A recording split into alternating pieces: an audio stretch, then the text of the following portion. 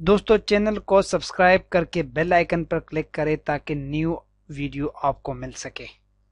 کلمہ شہادت سے آغاز، قرآنی آیات، اقبال کے شعر کا حوالہ، آسیہ مسیح کی اپیل کا تحریری فیصلہ جاری۔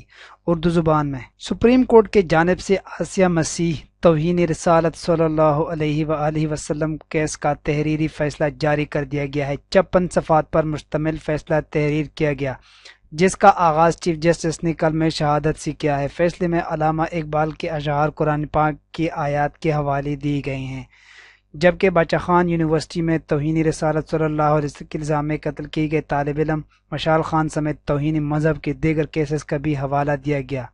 سپریم کورٹ کی جانب سے توہین رسالت صلی اللہ علیہ وآلہ وسلم کے الزام میں سزائے موت پانے والی مسیح خاتون آسیہ بی بی کو بری کر دیا گیا ہے۔ آسیہ بی بی کی بریت کا 56 صفحات پر مشتمل فیصلہ چیف جسٹس ثاقب نثار نے تحریر کیا، جس میں سینئر جج جسٹس آصف سعید کوسہ کا نوٹ بھی شامل ہے۔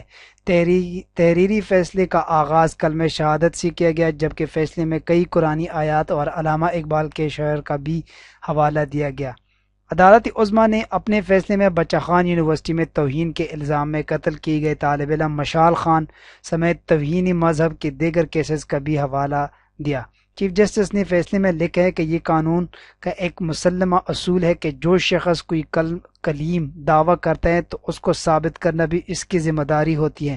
بس یہ استغاثہ کی ذمہ داری ہوتی ہے کہ وہ تمام کارروائی میں ملزم کے ارتکاب جرم کو ہر قسم کے شک و شبہ سے بالاتر ثابت کرے۔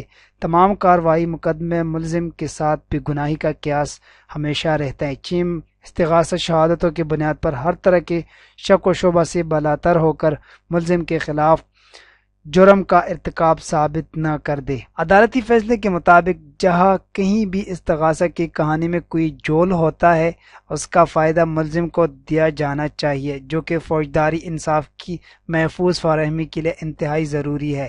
چیف جسٹس ثاقب نثار نے لکھا ہے کہ شبہ جس قدر بھی مضبوط اور زیادہ ہو، کسی طور پر بھی فوجداری مقدمے میں ضروری بار ثبوت کی جگہ نہیں لے سکتا۔ ملزم اور گواہان شکایت گزار کے مابین عناد کی موجودگی میں عام طور پر گناہ یا بے گناہی کو ثابت کرنے کے لیے اعلیٰ ترین معیار ثبوت کی ضرورت ہوتی ہے۔ اگر استغاثہ کے گواہان ملزم کے لیے عناد رکھتے ہوں تو وہ شک کے فائدے کے اصول کی بنا پر بریت کا حقدار ہوتا ہے۔